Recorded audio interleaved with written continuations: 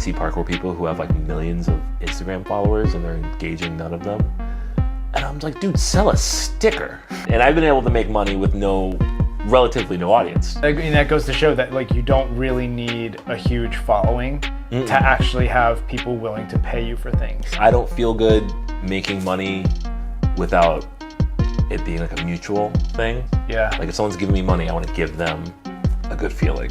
It's interesting how a scarcity kind of mindset around money results in potentially undervaluing yourself.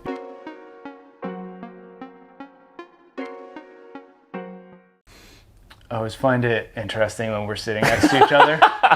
We're like basically eye level. I feel like we need to like stand up or sit down into the frame. Yeah, let's sit. Okay. Well, no, it's not going to work because we're both going to go too high. Classic. I love that. All right. So, if you don't know, Brian is 6'10". Yeah, technically, I don't know. I started saying 6'9" again. Oh, you did? I used to say 6'10". You shrunk. So I did, actually. I went to the doctor in Seattle like a year and a half ago, and she was like, oh, you're like 6'8.75". And I was like, no, I'm not. What? And she measured me like 3 times, and a nurse came in and measured me. And then she looked through my records, and I had an MRI like 3 years ago, and they said that I lost disc height in my L3, L4. And so I was like, oh, I shrunk. Okay, that's cool. And they were like, we don't know how that happened. And I immediately was like, I think I know how it happened. And so it's a mixture of either parkour, but probably the Predator suit. Just like the Predator suit. Holding that for like Holy 10 hours crap. a day. Yeah. For like that's 4 so months. Interesting. Yeah. So now I started saying 6'9" again. So if I say 6'10", Alex is like, no, you're not. And I'm like, shut up. We'll come back to the Predator because I definitely want to talk about that. Okay. That's like a pretty cool life experience. I think that was very, and I know it was a stressful time, but still cool. Yeah. We'll get to it. But actually, I kind of want to go back because you and I like actually have known each other for quite a long time, dude. And you were just talking about your hair before. Yeah. And when I met you, you had dreadlocks. Yeah, it was like down there. And I don't know if I ever shared this with you. And do you remember the first time we met? I think was it at the Overflux Athens Jam or was it a different one? It must have been Athens. Okay. Yeah, it must have been Athens, Georgia. 2008, 9, I think. That makes sense. So yeah, 2008 or 2009. I don't recall exactly which year. But do you remember the exact scenario that we met in? No. Okay, so it was like I was in a very full car. Okay. And somebody was like, okay, we got to go pick up Brian. And I'm like, I don't know who Brian is. So we go and I think we like stop in some parking lot. I don't know if it's like a Walmart parking lot or something. Oh man. And you like start climbing into this car and I'm like, why are we picking this guy up? Does he do parkour? Like, what is the situation? Like, this is a parkour jam. Why is this giant human being? Why is Shaq's brother here? I was legitimately confused because in my head, the only people who did parkour were like my size. Yeah. And so you showed up and I'm like, and I was also like, man, there is not enough room in this car. Yeah, exactly. And for some reason, I know this definitely was not the case, but for some reason, I have this image of you actually sitting in the middle seat but I don't think that actually happened. But maybe. but I think I just my memory of it is just like, this is a cramped car and we're picking up the biggest person I've ever seen. How do I not remember that fully? Like I'm trying to put a picture to it, but I definitely I remember-ish that happening, but that's wild. Anyway, yeah, I mean, the details around are all fuzzy, but I mean, this was, okay, so how long ago would it have been? It would have been... My guess is May 14th. 16 years, maybe? I think so, because May 14th this year, so I guess this last week was my 16th year of doing parkour. Okay. So I have it in my calendar. So it would have been pretty recently after that, because you started and then went to the Athens gym pretty early on, right? Yeah, because I remember I started 6 or 8 months after you did. Right. Because I remember like always looking at you, like you're like 1 year and being like, oh, Tom's there, I should be. Yeah. Which now like know about the time. I was like, oh, that's where Tom's at here. Shit, man. Like I gotta step it up. Yeah. Can we curse on this? Is that bad? Sure. Should I stop? Okay. That's all good. All right. Yeah. Damn. So No, so just kidding. damn. Ooh, spicy. So 16-ish years. Yeah. We've basically known each other. Yeah. And yeah, like I wanted to bring up the fact that I didn't think you did parkour Yeah. initially, just based on your look, right? And I don't know, have you felt that throughout your entire parkour career of like being like standing out as somebody who doesn't really feel like they like, or Oh, dude. other people not thinking that you do parkour? Yeah. Oh, that's such a good question. Yeah. Yeah. Like the whole time, less so in the last like the later half, but like in the beginning, like 100%. I think I was lucky enough in the beginning to like be like, whatever, I don't care. I mean, I cared, but I was all like, I'm gonna do it anyway, and that like kind of got me through a lot of that. But I remember, the thing I immediately thought of when you asked that was learning rolls on concrete, because I remember like watching tutorials and someone trying to teach me like, this is how you roll, and it just wasn't working because my limb ratio was so different that what they were trying to teach me, it just wasn't work. I couldn't do it. I couldn't do the thing that they were trying to tell me to do. And I remember being so frustrated because I was like, it's not working for me. And then eventually I remember learning how to roll because I had to do this thing where like halfway through the roll, I had to like drastically twist my legs over so that I didn't hit like the back of my hips and stuff. But I remember that happening a lot in like the earlier days but I didn't get it. It's strange how now it's so obvious, but at the beginning I was like, why is this thing hard for me? And it's because I'm watching, like Nam, who is like 6 or like 5'6" or 5'7" doing a thing, and I'm like, what can I do it? that's exactly what I mean. Is like so many people, especially back then, it felt like everybody was just the same height. Yeah, honestly, it really. I feel like I stood out so much, and then like it shows up in other funny ways too, like buying sweatpants, buying shoes, like. Shoes was a big one, and I know you were always like anytime you found a pair of shoes that had your size, because most shoes just don't. They don't. Wait, size 15, is that it? Yeah, size 15. And even today, everyone's like, you should get all those. You should get the strikes. And I was like, I can't. Yeah. I can't. You should get phase. I can't. So. Yeah, these small shoe companies are definitely not producing size 15. No, and why would they? I'd be the only one buying them. Exactly. Like the first pair I bought were the Ariakis, because for some reason those came in 15s, but then like they stopped making them, and then I got like the last size 15s, and I just held on to them for like a long time. Yeah. But yeah, I did feel like that. I feel like that a lot, and I don't know. I'm not gonna say it went away, but I think at one point I became okay with it, because I think there was a point where like I guess more people started entering parkour, and then I don't know. I just kind of started feeling like it didn't matter as much to me. Yeah. Maybe that's age. That's probably an age thing. Yeah. So like around 30, you're like, I don't care. That's fine. Well, I think, and you can correct me if I'm wrong, but maybe it's also a skill thing. Like once you got better, it was less like you had to like prove yourself as much. Okay, yeah, actually that. Because as soon as you said that, like sparked in my head that, yeah, like in the beginning, I'd say the first 4-5 years of parkour, I was constantly deeply thinking, like, can I actually do this? The first year for sure. Because the first year people audibly would constantly be like, should you be doing this? Like, concerned. And I was like, why not? But inside I was like, dude, I don't know. Like, I hope so, because I really like this. But I didn't have any like role models. Like, you remember those old urban free flow tutorials? Where they were like in different places, and one was Forrest. Yeah. And he was like, do the precision jump. And I remember watching him a lot, because he was like the closest thing I could find to my height, closest person I could find to my height. But other than that, it was like tough to be like, yeah, I didn't know if I could be doing parkour safely. But to your point, like as soon as I kind of hit a groove with it, I was like, nah, I can do this. This is fine. Yeah. That's awesome. Yeah. Yeah. So you have an interesting story, and this is why I wanted to bring you on, is because you actually went into art school. Yeah.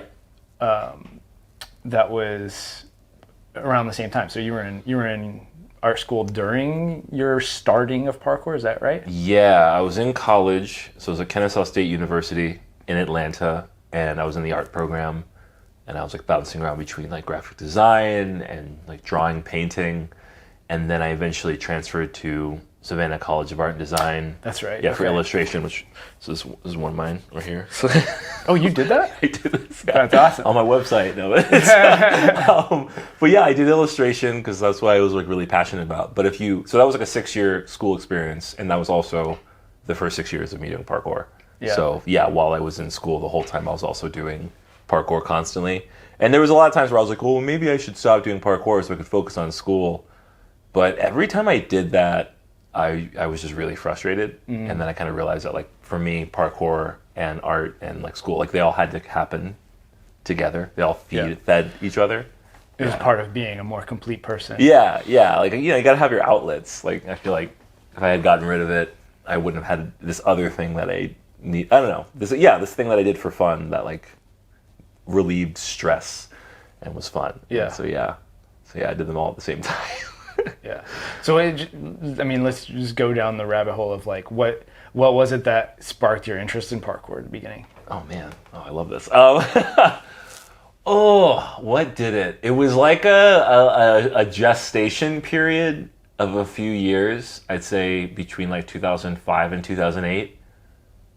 Starting with video games, I think, like Prince of Persia and Ninja Gaiden, where like they have, you know, now we'd be like, that's parkour, but at the time it was like, well, it's ninja guys running on walls, and I always thought that was really cool. And then I'd say what really did it for me was it was two things. So the second thing was Casino Royale, Sebastian Foucan, of course, just seeing that a person doing that was like, what?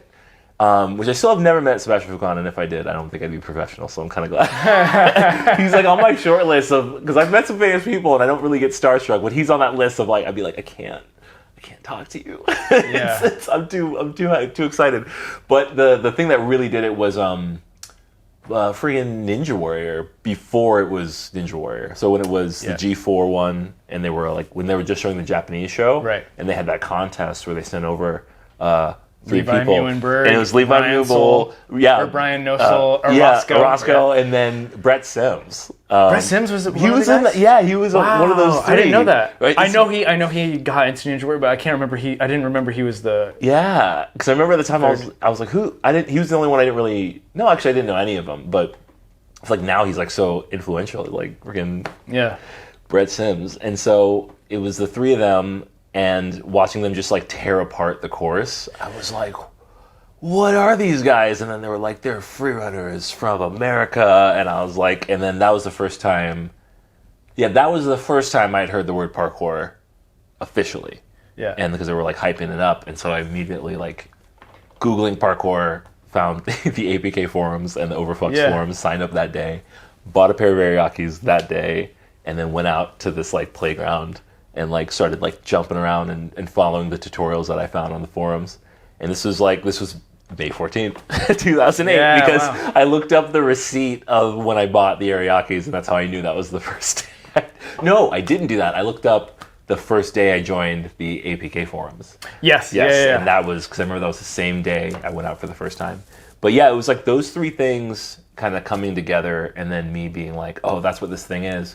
But I remember this so distinctly because I was on like summer break after my first year of college, and I remember like being, whoa, parkour, this is a thing. And I remember sitting there in front of my laptop being like, oh, but I couldn't do that. And then I remember being like, fuck it, I'm gonna do it anyway. And I remember like overriding that vibe and just going outside and like embracing the I don't know what I'm doing. So along those lines, did you just go out and try it on your own? Yeah. Wow, okay. I just like went out and was like, I'm going to try this thing, and I'm going to try the Kong vault. Okay, I can't do that yet. I'm just going to jump off this slide and roll. And that's interesting to me because for my experience with it was I became interested in parkour. Actually, Ninja Warrior was a big part of it, but it was before the Americans went over. Yes. Oh, okay. Okay, so way before. Yeah, so I was super into the Japanese show. Yeah. I was like, this is an awesome show. I love this. And then And then they had the contest of like sending over Americans, and I remember there was like videos that Levi and Brian made, and I was like, these are parkour guys. That's awesome. And anyway, when I got into parkour, I was like talking a lot about it with my friends, and one of my friends who turns out to be like this guy who's ended up being just super good at doing lots of different sports and like off sports. So he was like very early on like really good at ultimate frisbee before it became like a big sport, which it is now. And he also like could ride a unicycle and things like that. Whoa. So anyway, he told me, he was like, because I kept talking about it, and he was like, well, if you ever want to go try it sometime, let me know.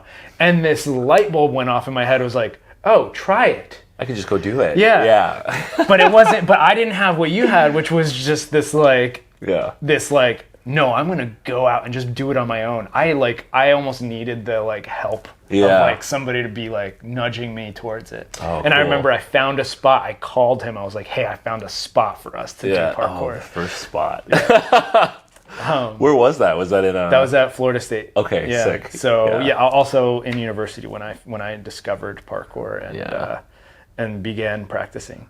So okay, so yeah, kind of have a little origin story there of your development. But I want to come back to art a little bit because I mean you've always been very passionate about that. Yeah. And even that was before parkour even. Yeah. Right. But I think it's really interesting because you seemed to have leveraged like both of these skills. Yeah. And this is kind of the topic that I wanted to discuss with you today, which is this idea of like making a career in parkour or like trying to make money from parkour. Yeah. And you've managed to do that in some ways. Somehow. And actually probably had your hand in more ways of making money through parkour than anyone else out there. That's funny. 'Cause, I've done a lot of like satellite parkour careers, around parkour, but not just doing it. The one, obviously. So there's a couple things you haven't done. Yeah. One is you haven't been just a professional parkour athlete, which is super few. Yeah, like who does that? And rare. Like, you're not sponsored by Red Bull. Another thing is you don't own a gym. Yeah. But outside of that, you've worked at gyms. Yeah. You've coached. Yes. You've worked front desk at gyms. Yep. Yeah. Like parkour specific gyms. Yeah. You've sold parkour artwork. Yeah, I did and art like shirt design and things like that. Right? Yeah. And I actually want to throw it back because this didn't make you money, but you were the first parkour podcast. I was. I think about this so much now, like 10 years later, like, and you were like my third guest on that show. It's still up there somewhere on Apple or something. But I was. We'll leave a link down below probably. Yeah, if you want to listen to 10-year-old conversations. It's called Audio Jump, and it was the first parkour podcast. Yeah. And I that's funny. I'm glad you brought that up. Yeah. And again, it didn't make money, but this is kind of just, you've tried a lot of things, right? Yeah. And you've done a lot of things. And actually the last one I'll mention now, which is coming back to your days as the Predator, was you've actually been involved in stunts, which largely was due to your parkour experience. Like and now 100%. It's not exactly doing parkour as your primary, as the way to make money, but it was definitely the tie-in that allowed you to get into the stunt world. And the Predator story specifically, like when I tell this the actual what happened, it's like 100% parkour, like related. Like it wouldn't have happened without parkour. Like the weird ways that it happened versus via like them looking for someone that could move well at my height. And then all the way down to like through Diddy and then Rene actually recommending me. Well, let's dig into it because this is a good time to talk about it. So you were originally contacted by Paul Darnell? So I was contacted by the stunt coordinator, Lance Gilbert. Okay. Yeah, Okay. and it took me months to figure this out, but what it seems happened, and I could still have this wrong, but what it seems happened is Lance talked to Diddy, and then Diddy talked to Rene, and then Rene threw my name in the hat, because apparently Diddy was like, they're looking for like, who's the tallest guy you know that can move well, and they were looking local, but Rene still was like, it's Brian, you should contact Brian, which is like, I'm forever grateful for this. And so then I just get a call at like 8:30 in the morning from Lance, and he's like, is this Brian? And I was like, who is this? Like, I almost didn't pick up. I was like, hello? Who is this? And then he's like, oh, stunt coordinator. I'm like, oh yeah, hi, what's up? Like, when you're trying to like talk like you're awake. And then, I sent him my stuff, because he like didn't believe me. He's like, are you really like 6'9", 6'10", you do parkour? I was like, yeah. And I sent him my stuff. And then a week later, they flew me to LA for the audition. And it was me and 4 other people, and those guys had been trying to get the audition for months, and I just showed up, and the audition was at Tempest, and I hadn't been to Tempest yet, so I was just like, oh, free trip to Tempest. Like, I was like, that was already the victory. I'd already won. I was like, I got to go to Tempest for free. Was this the first Tempest location? Yeah, the original, the Valley one. What is it? The Valley location. Yeah, and so I show up to LA, I go to bed. And then they drive us there the next day, and it was just me and one other guy. And then they went back to pick up the other 3 guys. And so while it was me and the other guy, the coordinator was like, yeah, just like warm up.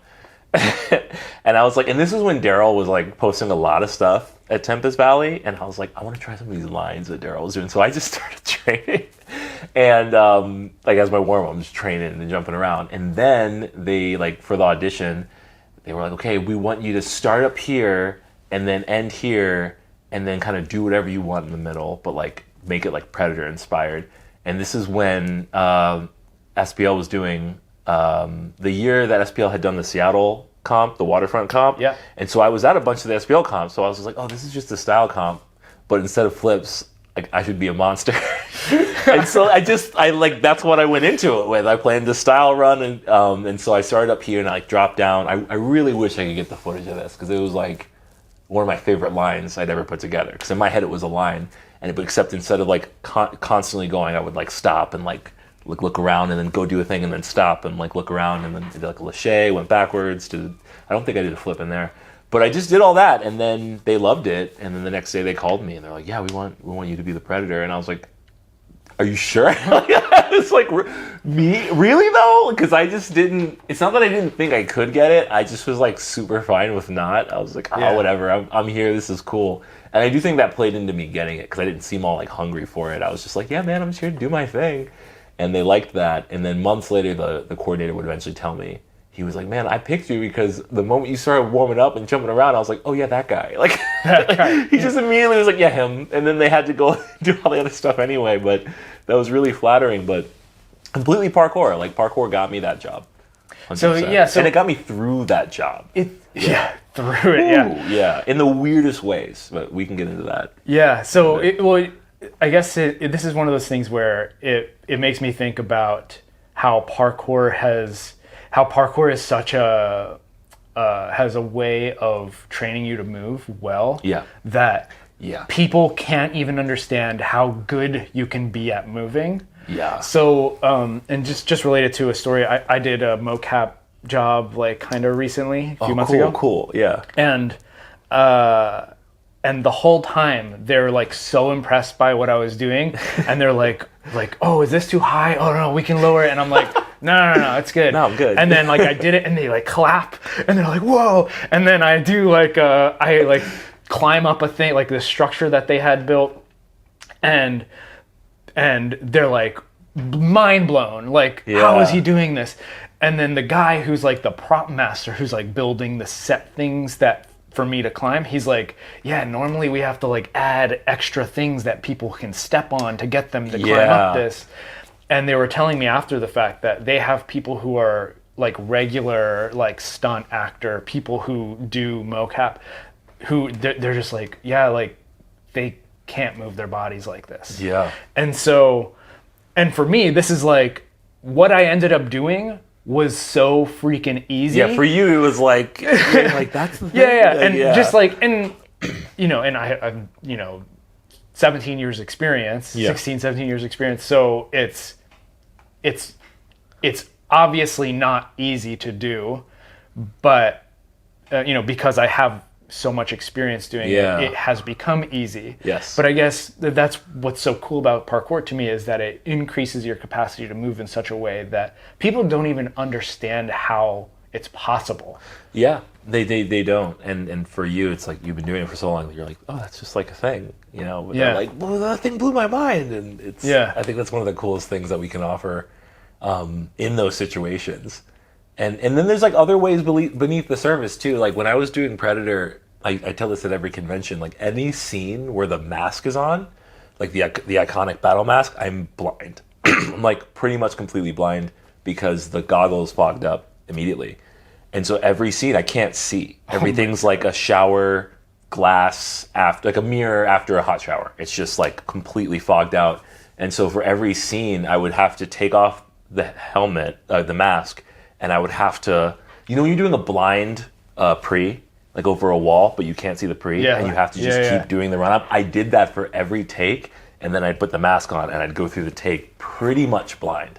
And so there's like a scene where like I go into the school and I put my hand on the door. I did that because I kept hitting my head on the door. So I just like did that to be like, okay, there's the door, keep walking straight, but like I couldn't see. Yeah. But I genuinely feel like parkour got me through those scenes because it was like, you're setting up for a Kong and you're like, okay, 1, 2, 3, okay, there's my 1, 2 takeoff, there's the third one, that's my steps, and I would do that for every take. And so like little things like that, and then people were like, how'd you do that blind? I'm like, and I would say, I'd be like, parkour, man. Like there's a scene where they yanked me through a window on the harness, and they just like part of the course of the shoot, they were like, oh wait, we didn't measure to see if he could fit through the window. Oh my goodness. Like this was so many stories like this. And so they were like, hey, can you fit through this? And I was like, really, guys? And I sit there, and I'm in the suit too, and I just look at the window, and I was like, yeah. And they were like, are you sure? I'm like, yeah. And they're like, how do you know? I'm like, dude, I just know, like, parkour. And I would say that, like, parkour. And they're like, what do you mean? I'm like, trust me. And then they yanked me through, and I fit perfectly, because I could just, dive holes. You're like, yeah, I can do this one, know, and it was like that, so. Well, yeah, I mean, you end up gaining a really good understanding of, like, the spatial awareness and like spatial problem solving of like understanding distances really well. Yeah. Like you generally, you stand on the edge of something, you're like, I can make this jump, or definitely can't make this jump. Right? Yeah. That one, no. or there's like, oh, maybe, like I'm like right on the border, but I can safely bounce it, or whatever. Yeah. So that's parkour sweet spot. gives you that sense of like understanding distance and space really well. Yeah.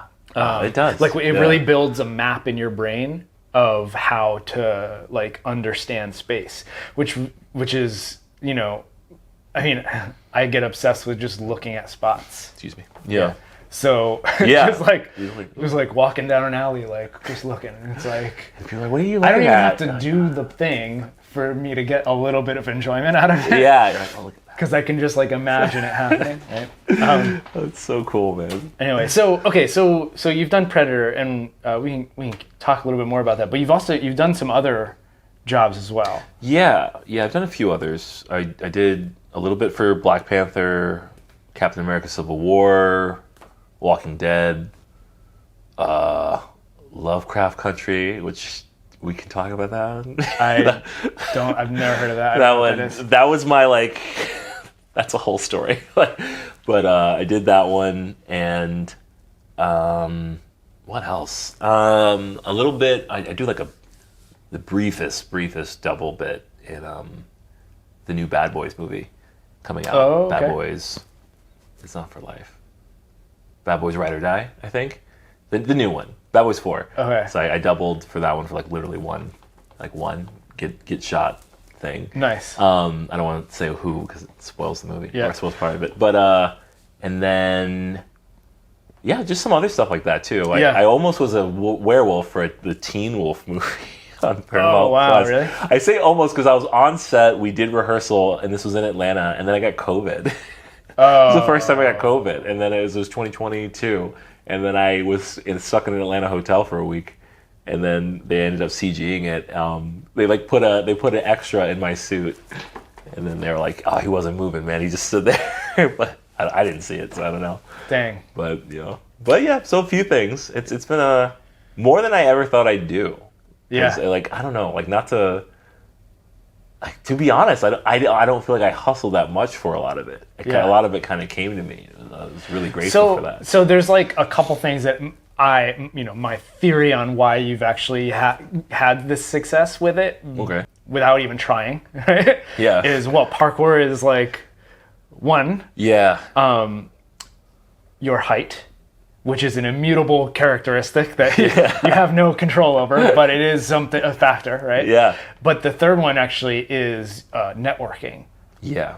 which is huge It's for huge. stunts. It's everything. In particular. Yeah. But in general, it's a really valuable tool to have. Yeah. Because you never would have gotten that call if it wasn't for your relationship with Origins and Rene. Yeah. So I didn't come up here. And here, so did that happen when you were living in Seattle, or were you in Atlanta? I was living in Seattle. You were in Seattle. Yeah. Okay. Yeah. 2016 was the audition. Yeah. Interesting. Yeah. Okay. Yeah. So yeah, it's that's my theory. I think it's. I think you're right. I think you're right. And the networking part's probably the biggest part. Yeah, I was gonna say. And it's like how you network, because I know a lot of people are like, oh, how do I network? And I'm always like, just be cool with people, like be friends with people, like get to know them more. You're downplaying it because it's so natural to you. Yeah, that's true. Yeah. I don't mean to call you out like that, but it's you know everybody. Yeah. I like knowing people. Yeah. Yeah. Like to the point where two people or like a whole group of people will be having a conversation that you're not a part of, and you just walk over and you're like, what was that? Like, just like I gotta know what's going on. Does not everyone do that? I thought we all did. Yeah. No, the rest of us are busy being socially anxious and being like they're busy. I'm not gonna bother them. I love this. I feel called out and I love it. Like I feel seen and then I'm like, oh shit, yeah, it's cool. Yeah. No, like I know how you work. At least at some basic level. That's funny, man. Yeah. But yeah, and it's you've been able to just kind of like navigate all these different groups of people just because you like being included, and that's part of that's your personality. You've always been so extroverted and like wanting to like be involved in everybody's conversations. That it's easy for you to be just like, oh yeah, I'm just gonna go talk to this person, that happens to be somebody that's gonna eventually lead to a job 2 years down the line. What's funny is without you even realizing I had to learn how to do that. Like, oh really? Yeah, like early in college, I didn't talk to anybody. I just was like quiet in the corner and just kind of drawing, and I didn't talk to people, and then so I have a friend that keeps jokingly telling me, he's like, that's a spectrum thing, and I'm like, dude, I don't know if it is, but for me it was like I didn't know how to be social, and this was around the time I started doing parkour, and I was like, is this true? Sorry, I don't want to exaggerate, but yeah, this is true. Like around the time I started, so parkour like taught me how to learn things. Before parkour, I didn't know how to learn things, but parkour taught me like, oh, I can learn a thing if I just keep trying it and like, seeing what works and seeing what didn't work. And so while I was in college, I was like, I want to learn how to like be social. And so I started just like learning how people socialized and interacted and like what people like to talk about and didn't like to talk about. But like less of like I want to do it just to do it, more like I wanted to like, I don't know, I want to like, I care about people and I want to know like, how do you work? What do you think about? What do you like to do? And I just became really curious about everyone. And I think that's what it is like, I'll see someone and be like, oh, I don't know them, but they seem cool. Hey, who are you? Like, tell me about yourself. And then that turned into now it's like natural. Now it feels very natural now. But I remember a time where I was just like, oh, people, oh. Yeah. Yeah. Okay. Yeah. That's really interesting. Because I guess I met you when you had started parkour. Yeah. But I felt like since the beginning you've always, like, since I've known you, you've been fairly extroverted and like willing to like jump into conversation, but I guess I didn't realize you were I think you met me like right when I was like starting to really like open up and like be more extroverted. Yeah, that's so interesting. Yeah. Yeah, I've never really shared that. Yeah, well, not never, but yeah, it doesn't come up much. Okay. Yeah. Okay, so let's come back to art for a little bit. Okay. So you've the reason why I want to come back to it is because you just sold some art on your way to moving up here. Yeah, I did. Yeah. So some Seattle prints. Yeah. Yeah. So I guess like I just want to know about like your involvement in creating art for parkour. Ooh.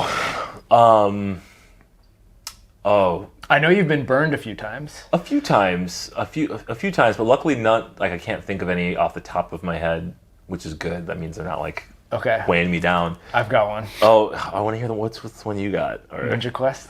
Oh, fuck, stop. Okay. I'm so glad that immediately it wasn't like this thing. Yeah. That's so good. I don't mean to bring up the sore one. I will talk about that. But going back to the beginning of it, because the first thing I thought about was when we mentioned Levi Muhlenberg. So, I started doing parkour, and Levi Muhlenberg was like my Michael Jordan, basically. I was like, oh, this guy's so awesome. He does everything. And one day, randomly, and this was like 2011, I think, he messaged me and was like, hey, man, I like your art. Could you do art for my website? And I was just like, I'm dead. I've died. Like this is the coolest thing that's ever happened to me. He was definitely like the American parkour guy. Yeah. Right. Like I can't. He's like our representative. I can't think of anyone from the U.S. that had a bigger scale to his like presence in the parkour world. Yeah. Yeah. No, he just was so. Like he was that guy, and then Sky Native. Yeah, so it's when he had his he had a website called Sky Native, and he was like, I'm gonna do an online. It was like before YouTubers was a really prominent thing. People were blogging, and so he was trying to do a blog, and so he wanted to do merch, and he wanted to do a weekly comic, and so he asked me if I would do the art for that, and he's like, I'll pay you, we'll figure it out, and I was like, dude, yeah, and so I did like a couple comics for him.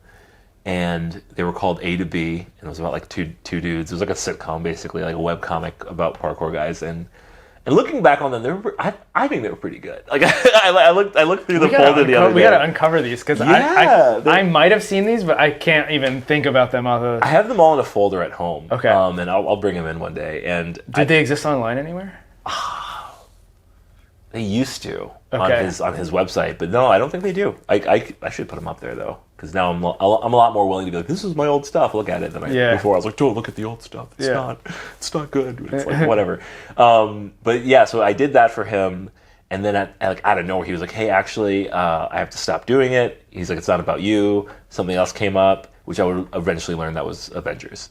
Because basically Avengers came through, and he was like, I have this other thing to do now. Yeah. And it's like, yeah, man, still making that Avengers money. Like, he was so top billed in that movie. Because usually when you use stunts and doubling and stuff, you're just like in the stunt list with all the other stunt people, which is great, but it was like the cast, and then it was like Captain America's parkour double, Levi Muhlenberg. Like, he had his whole line. Wow. Yeah. And we're talking like the most, at that time, the most like box office grossing movie. So he just like, go Levi. And then I'm going to tangent for a second. Like, does he get residuals? Oh yeah, like he still does. Like, I still get residuals for Black Panther, which like, whatever. I'll talk about this. I don't care.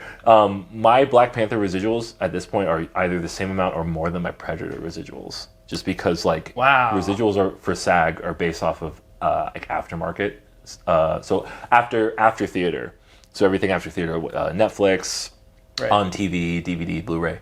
And Black Panther's bigger. Black Panther's way bigger. Huge, right? And so my Predator movie, unfortunately, it bombed, which I could talk about that in a really fun way too, because I'm jumping around a bit, but I say that and people get sad. I'm like, it bombed. I'm like, no, like, It is what it is. There's reasons. They had to change the movie a lot, but it turns into a really fun thing for me because these hardcore fans come to the conventions and they're like, they have Predator tattoos, and they're like, I hated that movie.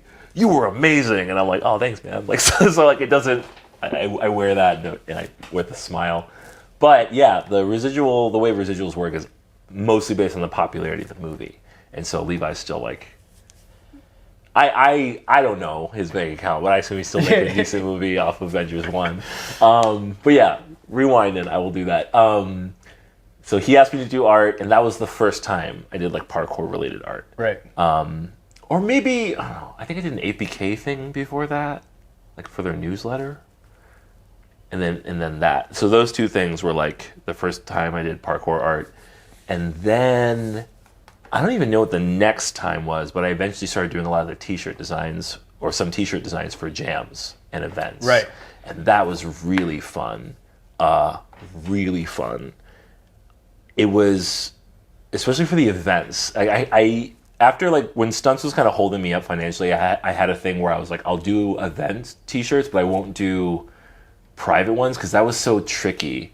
Like, how do you... What do you mean private ones? Like, if someone was like, hey, you know, like if like the gym was like, hey, we want to do a t-shirt design with your art on it, could we do that? That's tough because it's like, what do you charge for that? Yeah. Like, how do you make sure the value...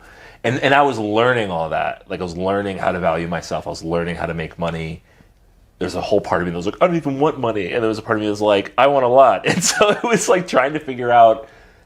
And like, oh man, trying to price art is so hard. Yeah. It's just like, it's so arbitrary. So then I started creating my pricing off of my time. And then that was still kind of tricky because I was like, well, how long is the thing going to take me? Is it going to take me an hour? Or is it going to take me 5 hours? What counts as an hour? Is it pencil to paper? Is it me thinking about it outside? So that's a whole thing. But I really like doing the events because it was a lot easier to price it because it was just like, I'm going to do the art for this t-shirt for Jump Fest 2016 and that's it. Like however many they make, that's how many they make. And then afterwards people are like, oh, can you make one for me? And I'm like, no, it's out of my hands. Talk to them. Did you go to the event? No? Sorry. Deal with it. But yeah, so I did a bunch of t-shirts for parkour events and then I did commissions at one point, and commissions were cool, but I don't like commissions. That was when people you were getting, so people were asking you to draw them? Yeah, at one point I was doing specifically like portraits of people. Yes, yeah. I remember way too little. Yeah, I remember that. Dude. I was like, I need $100, so like I'll just do these, and then like 30 or 40 people bought one, and I was like, oh no. And I did all of them, and it took months. And at the end of the day, it was barely worth any money. Like it was like a handful, it was like hundreds of dollars. Whereas now, if I'd done that would have been thousands of dollars. And so, yeah, that was a fun lesson. Actually, I'm really glad I did that. Because looking back, I was like, oh, don't do that. Yeah. Yeah, man. But it's like, that's kind of like what happens in parkour, it happens in life, is just that you're stumbling your way through until you can refine your steps. And yeah, you kind of have to learn the hard way. Yeah. Because even if someone tells you, you kind of don't believe them. Mm-hmm. And you're like, no, and then you do it, you're like, oh, actually, yeah. Yeah, I mean, it's such an old trope, but yeah, like you need to fail in order to succeed. Yeah, you got to crane before you can breathe. You got to crane before you breathe. Yeah, it's t-shirt. Although not necessarily. You could skip crane altogether. That's true. So you did the commissions. Yeah. And you charged way too little for that. Way too little. But like staying on topic to what you're saying is, so like let's look at the positive side of that. Like I was like, who wants to buy a thing? And a bunch of people wanted to buy a thing. Most were parkour people. Mm-hmm. Like most. You had this community, this market of individuals who are willing to pay you. Yeah. So one thing I bought. Through networking. Yeah. Exactly. One thing I figured out through a blog by this artist named Spike, I think, is, they said like it was the 1,000 true fans idea, which like I think a lot more people know about now. And it was just this idea of like, if you get 1,000 people to really die hard support you, you can make a lot of money versus like if you get 1 million people and none of them pay you anything, it's worth nothing. Yeah. I think of this so much when I see parkour people who have like millions of Instagram followers and they're engaging none of them. And I'm like, dude, sell a sticker. Sell a sticker. Like, I will draw it for you. Like, and you charge it for $3 or $5. And if like 10% of your audience buys one, that's like a lot of money. Like, I don't know. This is drives me crazy. And I've been able to make money with relatively no audience, to that. And so, yeah, it's just like, yeah, and that goes to show that like you don't really need a huge following to actually have people willing to pay you for things. No. If you need enough people, but enough might be 100. Yeah, like everyone, like you need 50. Yeah, it could be 50. Like you need an audience, but an audience can also be a community. Like if people care about you, they'll want to support you. And also, if you're doing something, it's like a triangle, right? It's like they need to care about you, but also you need to be doing something that they want. I was about to say, yeah. The other thing is you need to create valuable things. Yeah, because I know some people who've made shirt designs, and they're like, "How come no one's buying my shirt design?" And I never knew the nice way to be like, "Well, you made something no one cares about," And it's like, I don't mean to be mean, because everyone's like, "But I made this. It's cool." It's like, yeah, it's cool to you, but like no one else cares, and I mean that so literally. Like, like when the most I've ever made money was doing the Uncle Iroh print over there. Because everyone loves Avatar, and it's sold way more than my original art, and I am fine with that because it's like there's a lot of buy-in already for a character like that, and so people are gonna be more attached to that versus like if I just made a thing, people are like, I don't know what this is. Does that make sense? Like, no, it makes a lot of sense because I mean, unless you can create something iconic yourself that people fall in love with. Yeah.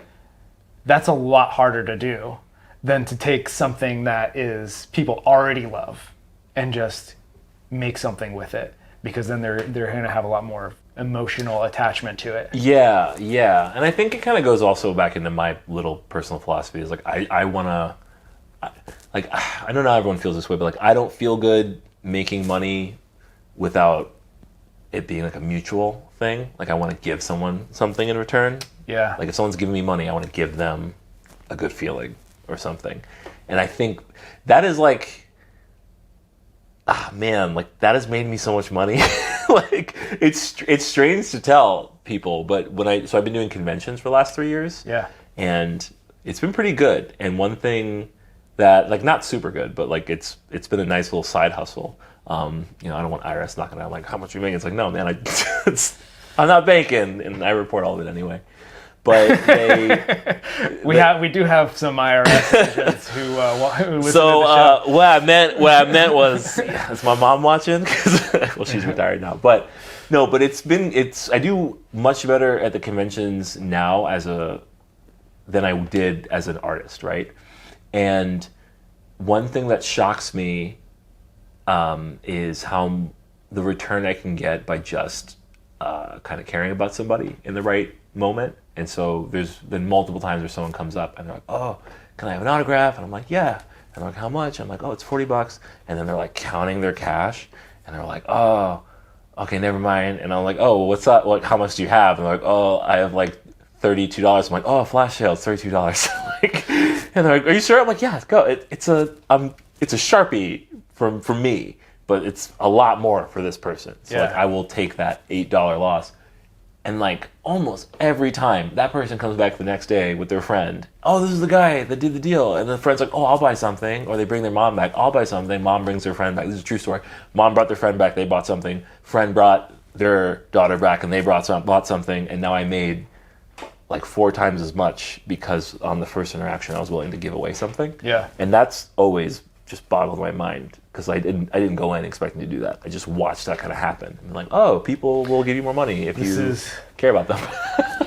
This is such a good lesson. I feel like because it's such a I mean a lot of business understand, like mom and pop business understands this, right? It's like, "Oh, hey, don't worry about it. Like get me next time or something, Yeah, right? And then yeah. it's like, you better believe I'm going to come back to this place. Yeah. Right? Or just like the concept of business is just like give more than you expect to get in return, and it'll pay in dividends, right? And know when to do that. Because like also there are times where someone's like, because there was a time I'm thinking at a show where this person came up and they were like, oh, I have to pay? And I was like, yeah. And they're like, oh, come on. Like I have these 2 things. Can you just sign them for free? And it's like, and I was like, no. And then they left really bitter. And then I told my handler, I was like, here's the funny thing. If they came up and they're like, oh, I only have enough for one, I would have signed both. Yeah. But instead I did neither because they came up with this attitude of like, why aren't you doing this thing for me? And I was like, oh no, fuck out of here. I'm not doing that, you know? Yeah. Well, yeah, so that's the other thing is like, there's a difference between somebody feeling entitled and somebody like not having enough or not, or just, or even just like, just displaying an attitude of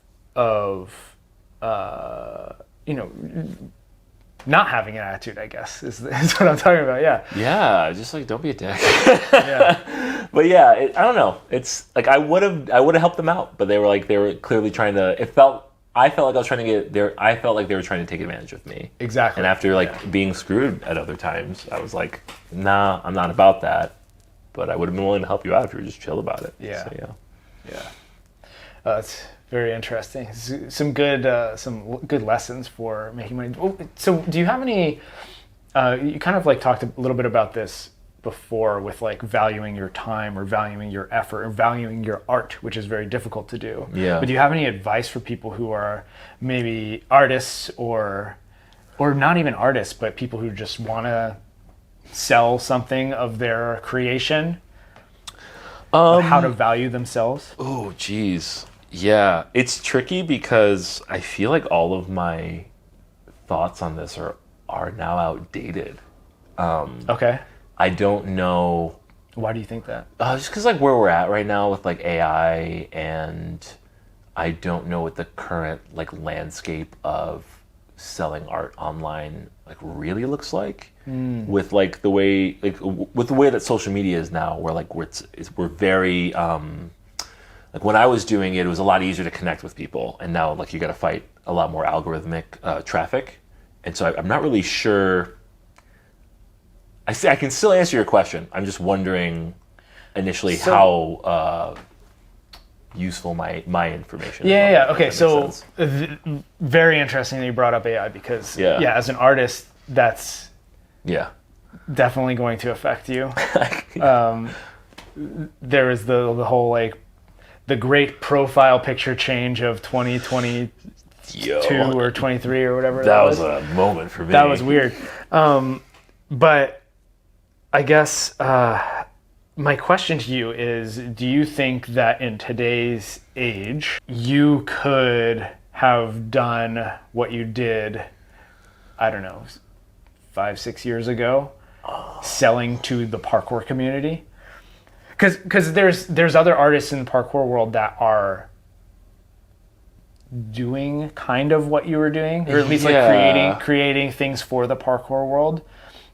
I guess the reason I'm asking is because this is a great question. The reason I'm asking is because I think people are, especially like in a community, are more willing to support the artists that are in the community rather than just be like, well, I could make it with AI. Okay, so yeah, like as you were saying everything you just said, I like watched my perspective pull out a bit. Yeah. And that was really cool. So I'm really glad you said that and asked that. So talk me through it. My initial thought is like I'm kind of thinking really big, and it's like, oh, like AI, like who's gonna? Because I know a lot of people who are like, well, why would I ever pay for art again? I could just use AI now. Like you see it like YouTube. There's a lot more like YouTube videos where people are using AI for their art instead of like something hand drawn. And the thing is, it's like I know some people who strongly are against AI. I know some people who are strongly for it. I'm more like in the middle, realistically, because it's like I don't love it, but if you ask me like. If you were like, yeah, let's stop it from happening, I'm like, bro, it's already happened. Like, it's not, You know what I'm saying? Like, Can't put it back in. Yeah, I don't love it, but it's here now. So now we need to start thinking like what to do now instead of how do we put it back.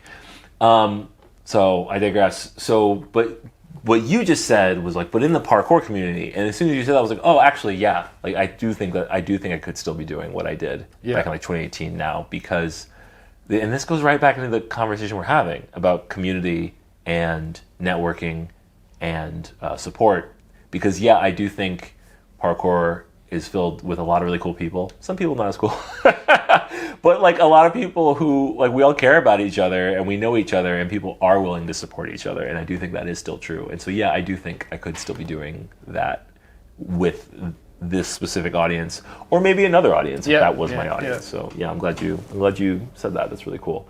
Well, because I think you were coming at it from the perspective like the greater art world. I was, and like a great example of this. I don't ask me why I'm aware of this, but the Met Gala.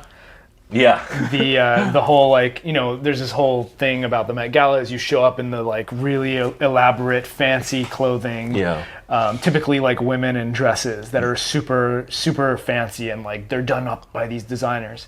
And there was a viral photo that went around of Katy Perry at the Met Gala wearing this really, really beautiful, elaborate like dress that had like flowers and things like that, and people were like, wow, so incredible. And it turns out Katy Perry's mom texts Katy Perry and says, wow, like your dress at the Met Gala was beautiful. And she's like, Mom, I wasn't at the Met Gala.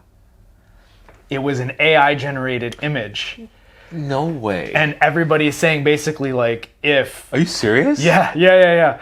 So if AI generated this beautiful piece that clearly was the best one of all, then what does that say about human designers when AI can do so much better?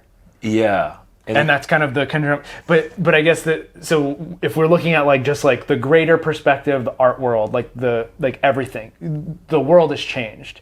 But if you look at the microcosm of the community, then you're insulated a little bit, right? So I think about some of the parkour artists currently, like the one that comes to mind is Spiffy Hippie. Oh, dude, right? So good. So he's got such a cool style and just it's so cool, and it's so New York, and it's so like kind of like it's crunchy in such a cool way, and it's so cool. You know it's him when you're looking at it. Exactly. And so.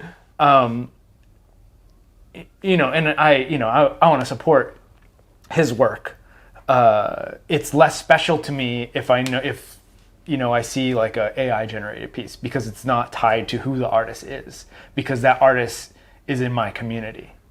Yeah. It makes way more valuable if I were to get a piece from him than if I were to just have the same looking piece from just an AI generated scenario. Okay, so this is like immediately turning into my answer to your question is like, I think it really has to be about you, like you have to be in your work. Like you're not just selling your art, like you're selling yourself and a service that you're doing for someone else that they can turn around and be like, oh man, Spiffy Hippie did this for me. Like he's cool. He lives in New York. He trains and he's really fun. Like there has to be that kind of human story attached to your work, I think. And I think that's what made my work sell. And I didn't even kind of notice it was happening. Because from my perspective at the time, I was like, oh, people like my work.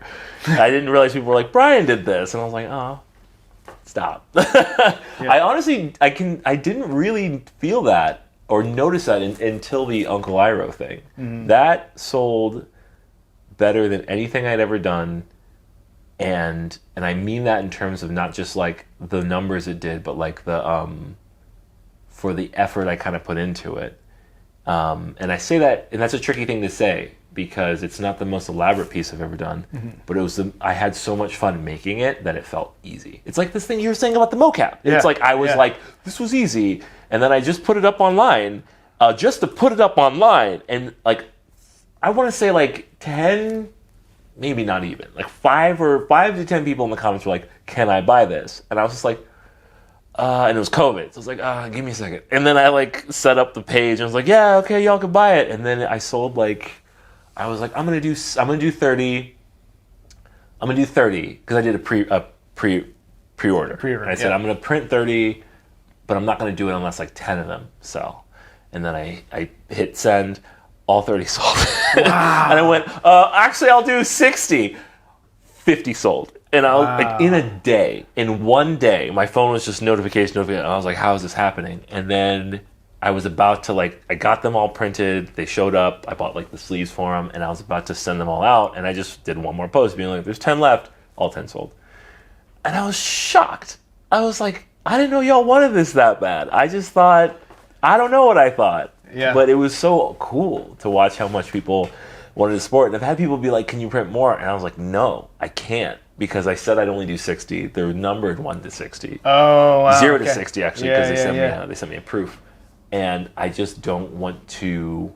I don't want the ones that people bought to become less valuable to them. And I don't know if it would necessarily, but like I feel like I made a promise. I'm only doing 60, and I want to stick to that. And it's the same thing with the Seattle one I just did. I was like, I'm only doing 70, and that's it.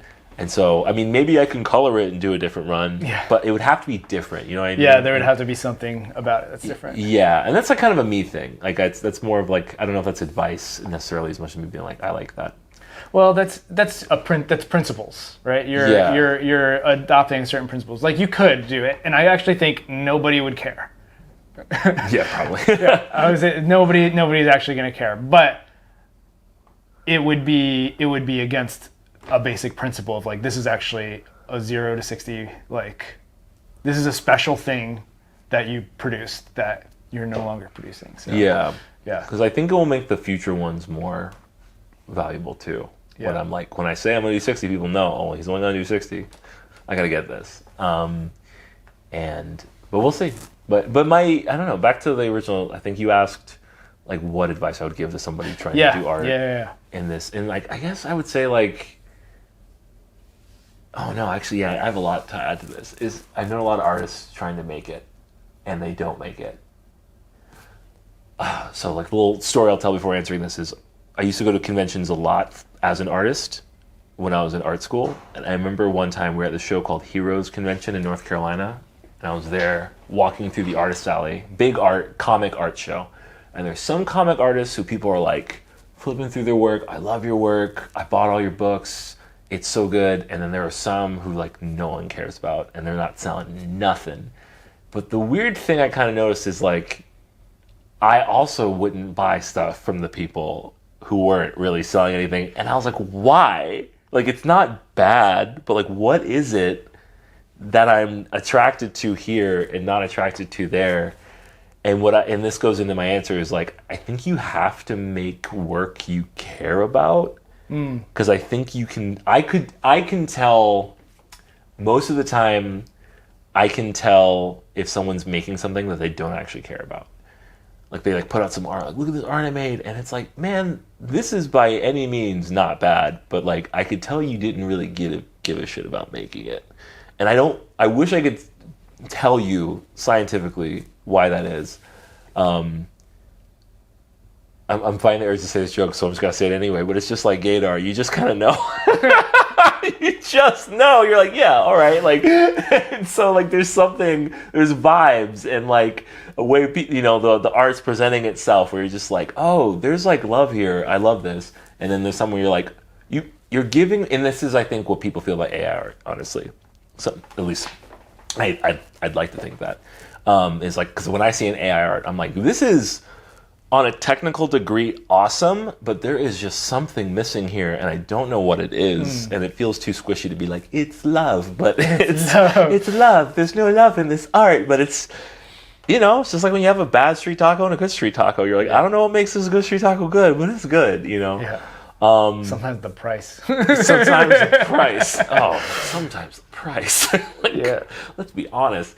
But that's and that's how I feel is like, that's my first advice is like, do stuff you care about, and not just like, I like Sonic, so I'm gonna draw Sonic. But I mean, you can do that, but like, I think try to be a little deeper about it. Like I recently drew a picture of Groot from Guardians of the Galaxy. I haven't put it online. I'm still working on it, but it's I'm having a lot of fun with it. And the reason I drew it is I've never read the Guardians comics. I've seen all the movies, but I didn't love them. I loved the first one, but I'm not like a fan. I played the video game. And I loved the game. The game's better than any of the movies, if you ask me. It's weird how good the storytelling is. But I loved Groot in that game because for the first time I was like, oh man, I identify with Groot a lot. Like he's this giant tree guy and he's just having a good time. And you don't really, I talk a lot more than Groot does. But everyone loves Groot. And Groot's like friends with everybody. And he's so sweet and so lovable. Do not piss him off. Because he'll stretch his brains out and kill you. But like, and I love that. Like, he knows, like, I can kill anybody. But man, I just love y'all. And I'm like, hell yeah, Groot. And like, I just felt that the whole game. And so I was like, I gotta draw Groot because I'm feeling that like connection with Groot.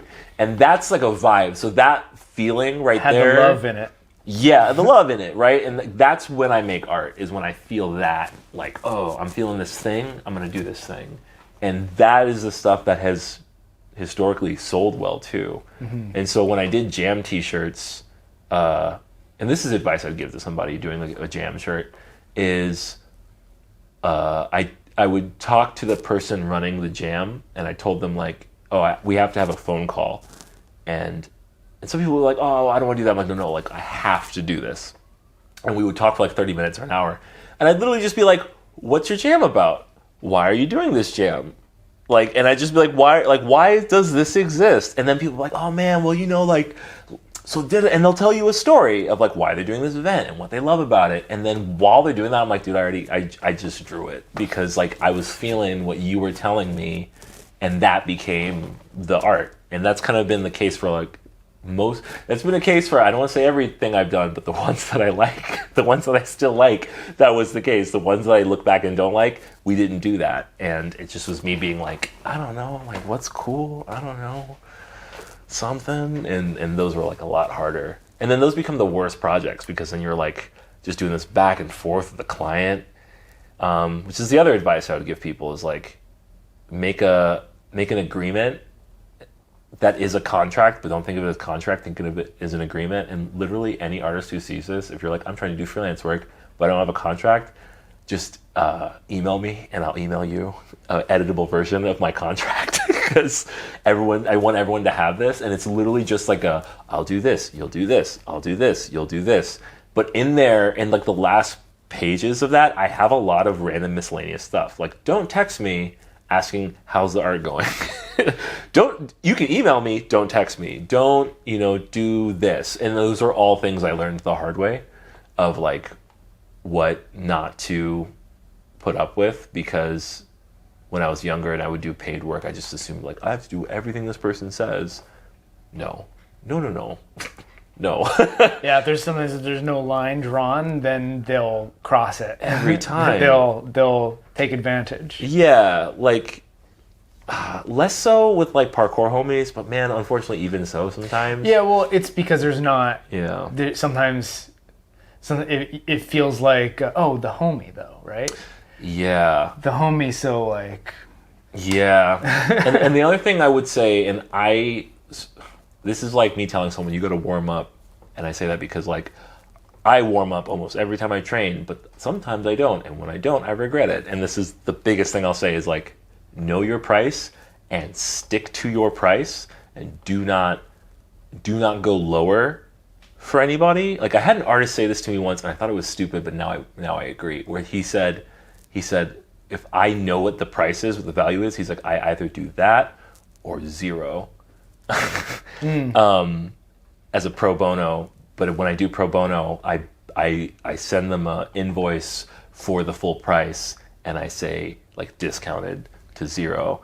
And I might not go zero, but that last part I 100% agree. Like if you're like, my price is $1,700, and someone's like, well, I can only do $900, and then you somehow agree on $900, you bill them for $1,700, and then you say I'm discounting you I'm bad at math. $800. Like you write that. You let them know. Yeah. Because every time I haven't done that, I'm just watching myself getting railroaded by somebody who doesn't like appreciate that I took a huge loss on that. Yeah. And my price is based off of time. Yeah. So it's not like I just arbitrarily was like, that sounds like a good amount of money. It's like, nah, dude, you're asking for 3 or 4 weeks of my time, and I live in Vancouver. Yeah, you live in Vancouver. I live in Vancouver. Like, what do you think this is? And then people just think, oh, well, like, you like to do it. It doesn't matter. Like, I'm busy. Like, you know, and we're all busy. And that's the thing that took me a long time to, like, really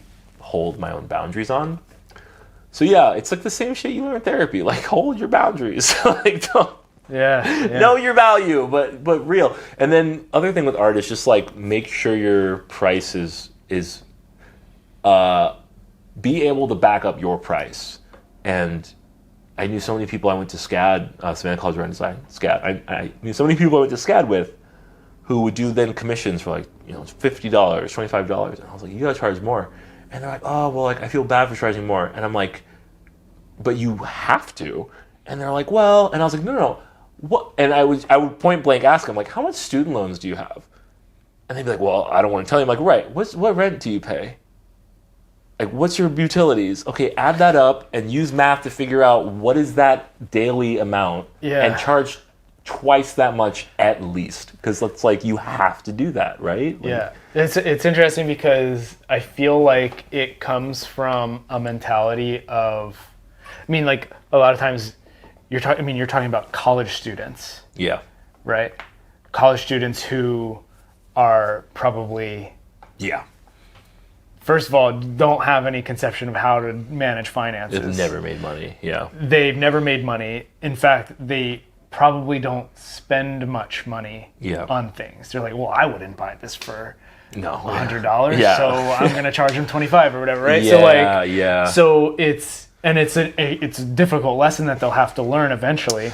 Yeah. But yeah, it's like it's interesting how, you know, a scarcity kind of mindset around money results in potentially undervaluing yourself because you're like, well, any money I can get is good.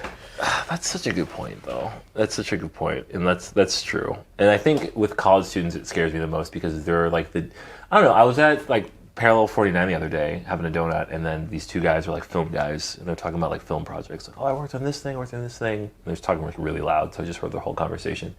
And they're talking about this shoot that they're doing, and they're like, oh, well, you know, like Steve will cost this much money, and one of them's like, well, what if we can get someone to do it for free? And I got mad. I didn't say nothing, but I wanted to be like, or you could pay Steve to do it. I don't know. I was just like, because I know that like that's the college student thing is like the people are going to come to you and they're like, oh, well, like you'll do it for free. And my thing is it's like, if you're going to, oh man, there's so many thoughts and feelings that are coming out of this, is like, I don't mind someone charging less or someone being like, well, you're in college, I want to pay you less. I just think that should be clearly stated. And I don't think that's a problem. If someone's like, hey, we don't want to charge as much, you're getting your feet wet, would you be willing to make this deal? Yeah. I'm like, do that. That's clear.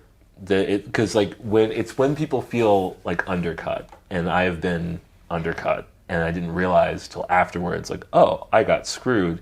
And then those relationships deteriorated because I was like, why did you screw me? And they're like, well, you know, it's like, no, you didn't. You screwed me because you didn't tell me you were screwing me. If in the beginning you were like, hey, are you cool with the situation?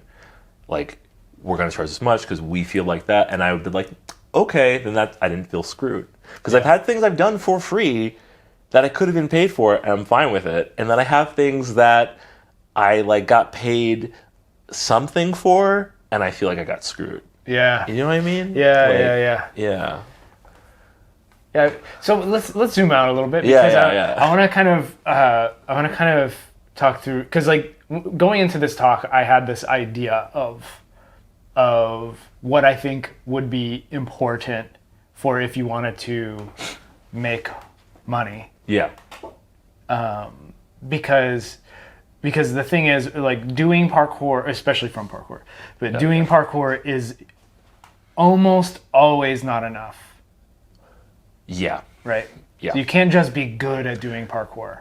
In fact, you definitely not even a little bit. Like you can't just be good at doing parkour. There's so many other things that need to happen for you to make money from doing parkour, even if you are good at it. Yeah. So this concept of skill stacking, and we've kind of mentioned it on the podcast before, but not just being good at parkour, but being good at something else. Yeah. And for you, I think you have this unique kind of spattering of things that you've gotten good at, right? You've gotten good at parkour. You're not elite level, right? You're not going to compete in SPL, but you're good. You're good, right? Like you're very skilled. But if I did, I wouldn't be last. That's actually maybe true. So you're good at parkour. You are good at art, making art. You're good at networking and building community. Yeah. And you're good at valuing yourself and your time, right? And so there's all these skills that you've built out over the course of the last 16 years, we'll say, or longer even, because you were doing art for longer than that. That's true. So it's really important to be like not one-dimensional, I think, when you're trying to make money. That's super important. And so, and I didn't even realize we were going to end up getting to this point of talking about how the value of networking. Yeah. But that is actually such an important skill that you were able to cultivate. Yeah. To then end up, putting yourself into positions that ended up making you money. Yeah. Without even really trying. Without trying. It's just that you had the skills at the right times. Yeah. Which I find that's so cool. I love hearing you saying. I'm like, it's kind of blowing my mind. Yeah. Well, I think weirdly enough, I think we both have a better picture of your like career now. Yeah. It's really about the networking or around the networking, but then you're bringing up all these concepts of like valuing your time and that is a skill in itself, and valuing your output. And so, and knowing when to charge more, because when you're first starting out and you're not as skilled, you might not be able to charge as much. Yeah. So it's like somebody who's like brand new out of art school, like maybe don't charge. Yeah, like don't charge, $1 million, but don't charge nothing. Yeah. Yeah. And there's a way to calculate all that, which I think is cool. I think if you can figure out the math to do, you're going to feel a lot better about it. But the skill stacking thing you're talking about, like, and how it relates to parkour. So you're asking like what other things do people need to know to make money in parkour? Yeah. And so the first thing I thought of when you said that was SPL, because I think it's funny, like watching people during SPL, watching people practice during their practice times, like for like style or for anything, but let's say style. They're just in the gym practicing. But then, we go live and there's 300 people there. And they're like, what? And it's like, I remember telling that I did chase tag a few times. And I remember telling my team, because they were like, what do you guys think we should work on? And I was like, I think, and I said this like half jokingly, I was like, I think everyone should go to a nude beach. And they were like, why? I'm like, because y'all got to get used to being uncomfortable in front of a bunch of people. Because there's going to be a crowd there. Yeah. And like, so using SPL as an example, it's like, you don't just have to be good at a style line, you have to be good at doing that in front of 300 people. Like that's a other skill. It's like, how good are you in front of a crowd? Because like, how many people have we seen that should have won but didn't because they were like, oh man, I'm nervous. And that's valid. I'm not like hating on anybody for it. And so yeah, I think skill stacking is like, oh man, it's so important in like so many things that we do. Well, because so I even go back, like, I don't know, just we're in the back office of a parkour gym right now. And so you can't like to work at a parkour gym, you can't just be good at parkour. Mm-mm. You have to be good at being a coach. And actually, what do you need to be good at what do you need to be good at coaching? Communication. You need to be an awesome communicator. Yeah. You need to have leadership ability.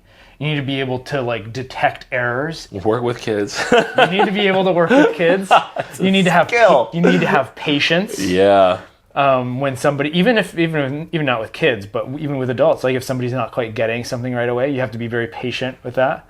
And know like which thing you need to to tell know, them, right? You need to know which intervention to provide, whether it's something to like tell them, like through a cue, like, hey, think about pushing off of both legs. Or if it's like, hey, come over here, let's try this drill that's going to help you with learning the skill that you're aiming to do. So there's so many things that go into being a good coach that isn't being good at parkour. Yeah. Right? And so that's skill stacking, right? Yeah. And the more of those skills that you have, the better coach you're going to be. And if you also are good at parkour, that's also going to help your coaching. Yeah. Right? Yeah. Yeah. And you need to be good at parkour too. I mean, not good. You know what I mean? Like you need to have a good foundation. Yeah, it's a good foundation and be willing to learn more. I think making money in parkour is a funny topic because I think, what am I trying to say? Like, who the hell makes money just off of doing parkour? Is that even a thing? So initially I was going into this thinking like, oh yeah, like maybe the sponsored athletes like Dom or Jason Paul or something like that. But then I thought and threw it a little bit more, and it's like, no, like they're content creators. Yeah. They network. They they know how to use social media. They engage with their followers. Yeah. They engage with people whose content they see, so they will like comment on other people's posts. Yeah. So that's all skill sets that they've developed that have almost nothing to do with parkour, except that it's just the vehicle that they're in. Yeah. So there's no. So the conclusion here is there's no way to make money from just doing parkour. Mm-mm. And it's similar to art. Like you got to be able to. You have to have a few skills in there. I don't know the number, but it's like, I don't know, everyone loves D&D now. it's like you can't just do one thing. Like you have to have like 5 things in there, 5 skills to be successful. And so I think with parkour, like the way I've been able to make money doing parkour, make money around doing parkour is okay, you corrected that. Yeah, thanks. it was like because it was everything around. It was like I love parkour. I want to keep doing it all the time, and when I see things like kind of peripherally, actually I don't even do it on purpose, but like there are these things that come up peripherally where I'm like, oh, I'll do that. That sounds fun. Ooh, that can make me money. Okay, I'll do that, and I can still do parkour. It's like a lot of it was like happening because I was like, well, I want to still do parkour. I still want to do parkour. So I think it's important for people to know that. Like with parkour, with art, it's just like if you want to make money doing that thing, it's about like what around that thing also. So I don't know if this is off topic. I'm in school for massage therapy right now. Yeah, okay. I was going to bring this up. So. Yeah, so I'm going to VCMT in Vancouver. Stoked about it. We just finished our 3rd week. I just did really good on 3 of my 3 quizzes. And like quick aside, it's nuts. Like the education for it. I am in a class about osteology, learning about bones, myology, learning about muscle. I have 2 of those a week, and then a class arthrology, learning about joints, and then a manual skills class. And so they're really like giving us this full scientific foundation of the human body, anatomy and physiology. So we're not just like, oh, cool, this feels good. It's like, okay, well, here's your pec minor, and it's going to be attached to this bone, and it's awesome. But so I've had in my interview, when they interviewed me, and they were like, okay, like what kind of MT do you want to be? And I was like, oh, I want to work on people like underserved people with trauma, but like also I really want to work on parkour people, like a lot, because we know so many people in parkour who are like, no man, I'm fine. It's like, oh, you're not, and that's fine that you're not, but go see somebody. But I want to like be someone for those people where it's like I want to be able to do that to people at a comp where they're like, I want to compete, but my neck's killing me. It's like, all right, lay down. Like, let me give me 30 minutes. We'll get the neck working as best as we can get, so you can go out there and compete.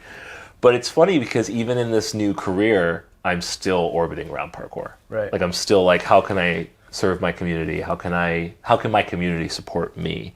Parkour has always felt like, oh no, sorry, I was about to say the wind beneath my wings. I just didn't like that. I was like, oh, that's the sentence. Do we have to say this? And so it's corny, but it's kind of true. Like the parkour has like supported the things I wanted to do, and I think it's because the things I've been doing were for parkour also, like the people in parkour, the community in parkour. Yeah, that's cool. I think that's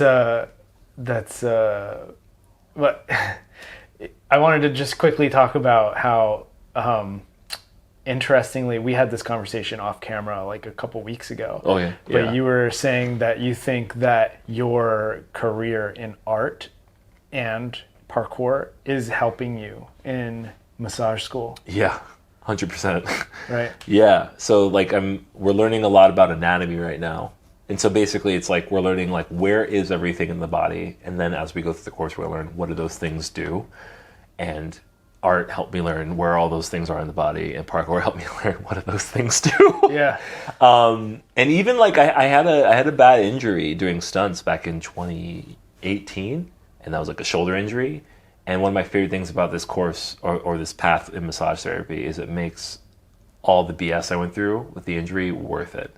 All of it, like the psychological stuff, the physiological stuff, it makes it all like, oh, cool. I'm not glad it happened, but now I get to take all that crap and put it into this thing. Mm-hmm. And that's been really cool. Yeah. Like I've worked on a bunch of people already, not in school, but like over the last year, I've been doing kind of like work out of my house, doing body work on friends just to learn more.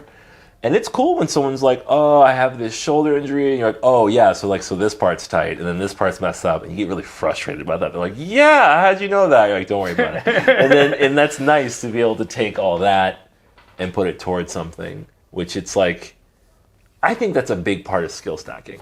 Yeah. Is looking at, okay, yeah, wow, this thought's coming to me as we're talking about it. It's like, I think we're kind of taught to look at our careers as like, what do you want to do? What do you want to do? And that's such like a loaded question, because it's like, I don't know. I could do anything. I could be a YouTuber or a trash man. I don't know. But this massage therapy career wasn't based on like what I want to do. It's based on like, what am I doing already? What have I been doing? Like I looked backwards and I looked at like, what do I like to do? What did I learn from the things that sucked? And then also what do I want going forward? So not just what do I want to do, but like who am I already? And a big part of it was like, I'm social, I want to help people. I already have this understanding of like anatomy and physiology from parkour and art. And also like I went through this injury. So now I learned how to do a lot of like myofascial stuff on myself, so I can use that on other people. And then going forward, and this is a big part of me wanting to be an RMT, is the friends I have that are massage therapists are like, that own their own practices, are like, yeah, I kind of get to create my own schedule. And a big part of this is I was like, great, I'll have more time to draw. And so like so you're going through all of this just so you could draw more. Real talk. I feel like things are expensive now. And so the way I see it is like either art has to be like my career and I'm doing it all of the time, but like I just burn out a lot easier than I used to. Like when I was like 22 I could do that, but now I'm like, I'm tired, but I want to draw more. And so I was like, okay, I need a job, but also like I'm not done with stunts, but I ain't trying to lose my shoulder again either. And that's a whole other conversation, or it could be this one, but that's a whole other thing. And I wanted to do something that felt like a little more stable and also like aligned with my values. Like I want to help people. I want to like make some kind of positive impact. And I was cooking on all this for like 3 years. It's like 3 years of me cooking. Like, what am I gonna do? What am I gonna do? What am I gonna do? I thought about being a therapist, like going to school to be a therapist, but I didn't like a lot of things about the way therapists are taught, and also like some things I'm seeing about the space, but also like how much money it costs to go to school. Like, it didn't make sense, and there's a lot of thinking. I was like, do I want to do that? I don't know. And I kept thinking, and then finally, one day I realized like massage was an option because I was already kind of doing it. And then it's like I suddenly went like, and I like looked over here, and then I have all these friends who are working MTs, and I was like, do you like your job? And they're like, oh, I love my job. And I was like, do you make good money? They're like, I make pretty good money. I was like, wait, what? Stop. And so I say all this to say that like I think we're pressured to be like, I have to make a decision now and I have to think forward, but it's like it took me like 3 years of cooking on this idea to realize what I wanted to do, and all of these things had to be included. I was like, I still want to be able to do parkour, I still want to be able to do art, I still want some free time, but I want to be able to help people, and I don't want to have to grind way too hard because I'm tired now.